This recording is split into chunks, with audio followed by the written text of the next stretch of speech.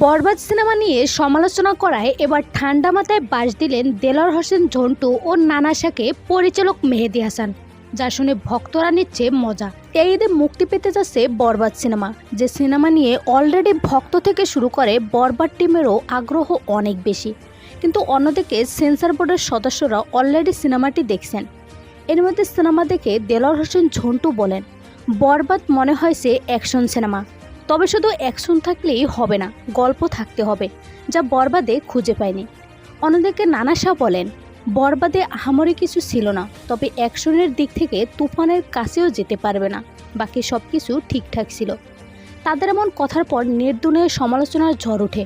অনেকেই বলে, তারা কিভাবে পারে একটা সিনেমা মুক্তির আগে এভাবে বলতে, এটা ঠিক করেনি তারা।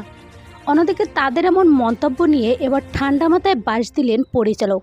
তিনি বলেন, তারা দুজনই সম্মানিত লোক, কিন্তু তারা যে গল্পের কথা বলছে তা ভুল প্রমাণ করবে দর্শকরা। সিনেমা মুক্তির পর দর্শকদের কাছে জানতে চেয়েন তারা গল্প খুঁজে পেয়েছে কিনা। সো ভিউয়ার্স, আপনারও কি মনে হয় গল্প নির্ভর হবে বরবাদ? জানিয়ে দিন কমেন্ট করে।